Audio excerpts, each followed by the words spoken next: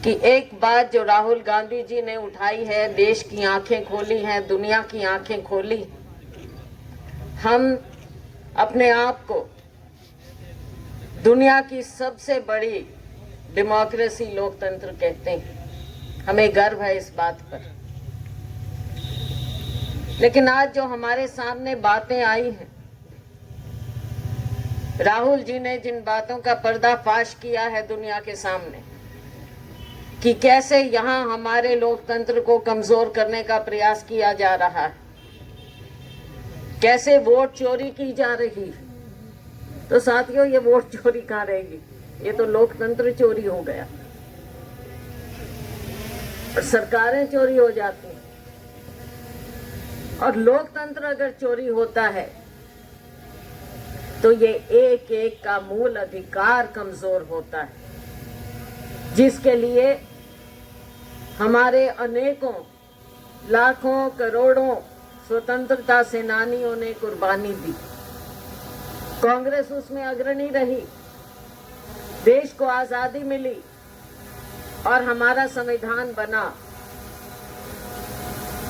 हमारे बाबा साहेब भीमराव अंबेडकर जी के वो मुख्य रचयिता इसके रहे। कैसे हमारे देश की नींव रखी गई, एक ऐसा मजबूत लोकतंत्र।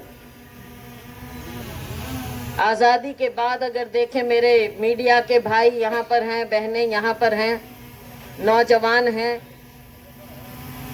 जिन जिन देशों ने आजादी ली विदेशी हुकूमतों से, उनमें से कितने देशों में, दुनिया की बात कर रही हूं, कितने देशों में है लोकतंत्र? हमारे पड़ोस में देख लीजिए, जितने भी देश हैं हमारे पड़ोस के, जिन्हें आजादी मिली विदेशों से, विदेशी हुकूमतों से, आज कहां पर लोकतंत्र है? भारत है, हमारे देश में जिंदा है लोकतंत्र हमारे संविधान के कारण। हमारा ग्रंथ है ये संविधान। इस संविधान को, इस लोकतंत्र को हम कभी कमजोर नहीं होने देंगे। जो विदेशी ताकतों से लड़ सकते हैं और जो लोग अगर हमारे लोकतंत्र को कमजोर कोई करना चाहेगा, हम उसके खिलाफ भी खड़े हों, क्योंकि कण कण में जो ये लोकतंत्र, ये जूझने की हमारी शक्ति है, इसको कमजोर नहीं होने देना। साथियों,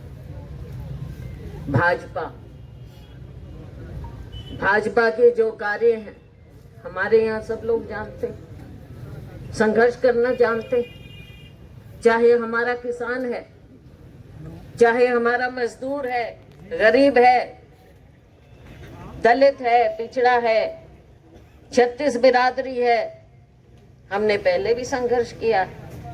अभी मैं कह रही थी चिट्टी दाढ़ी होगी, बाल धोले हो गए। हम कड़कती धूप में, गर्मी में हमने लड़ाइयां लड़ी हैं, धरने, प्रदर्शन, पद यात्राएं, सब कुछ, जेल, सब कुछ किया है हमने। अभी अध्यक्ष जी बता रहे थे कि कल कैथल में आपका धरना था सुरजेवाला जी के साथ। मुझे याद है, हम जो बड़े सुरजेवाला जी थे अध्यक्ष, उनके नेतृत्व में हमने जेल यात्रा की थी। बुड़ैल जेल में हम थे। हर तरह से हमने संघर्ष करना सीखा है, चाहे कोई भी दबाने वाला हो। लोकदल का राज था उस समय, भाजपा मिले हुए थे, और आज भी अलग नहीं है लोकदल और भाजपा। भुलेखे में ना रहना, ध्यान रखियो इन बातों का। हमने संघर्ष अब इसीलिए करना है, किसान के लिए, मजदूर के लिए। आज किसानी का क्या हाल हो रहा है, किसानी की बदहाली हो रही। आज किसानी नहीं है, बदहाली। मीडिया के मेरे साथियों, ये तो सब जानते हैं। आप लोग भी जाके देखो, जमीन पे, गांव में जाके पूछो किसान के साथ, मजदूर के साथ क्या हो रहा है। मंडियों में जाके देखो कैसे घोटाले हो रहे हैं, सैकड़ों हजारों करोड़ों के घोटाले होते हैं सरकार की नाक के नीचे, तो क्या हम ये समझे कि इसको सरकार को पता नहीं है या मिली भगत नहीं है?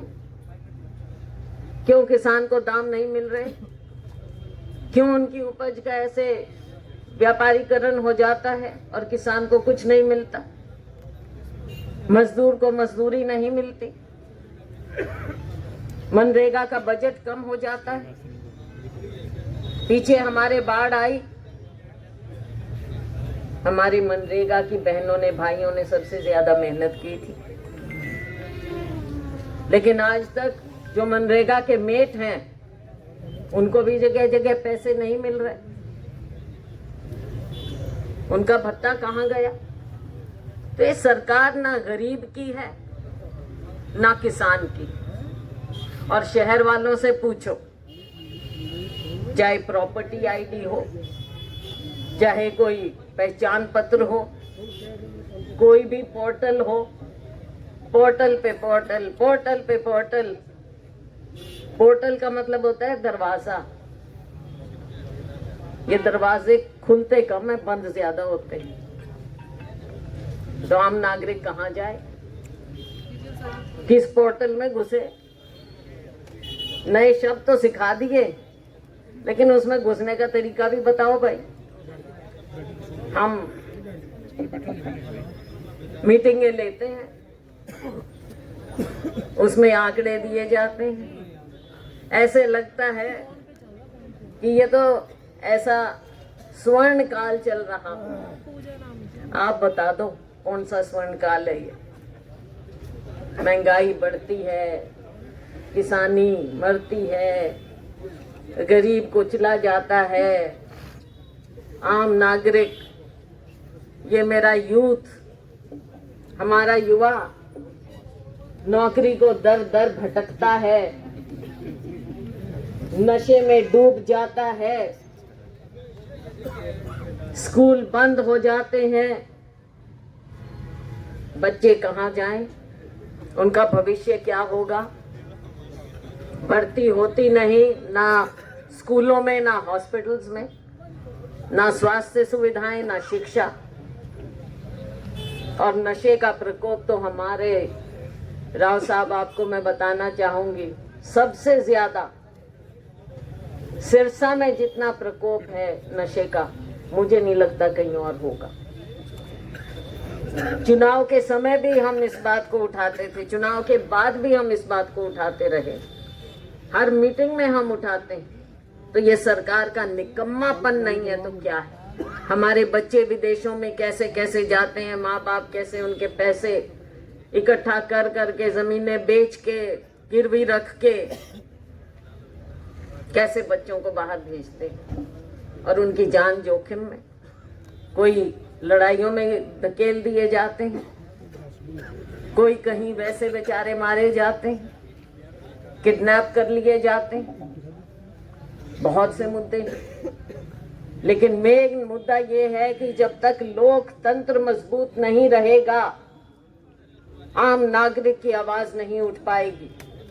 और हमारा काम, विपक्ष होने के नाते हमारा काम है, ये हमारी जिम्मेवारी है कि हम ये बातों को उठाएंगे।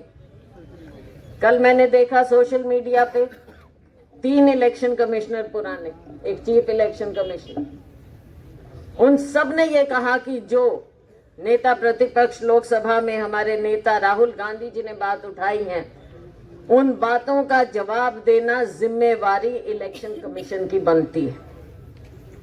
भाजपा तो चुप रहेगी, वो तो सबसे ज्यादा ये करवा रही, लेकिन इलेक्शन कमीशन क्यों चुप है?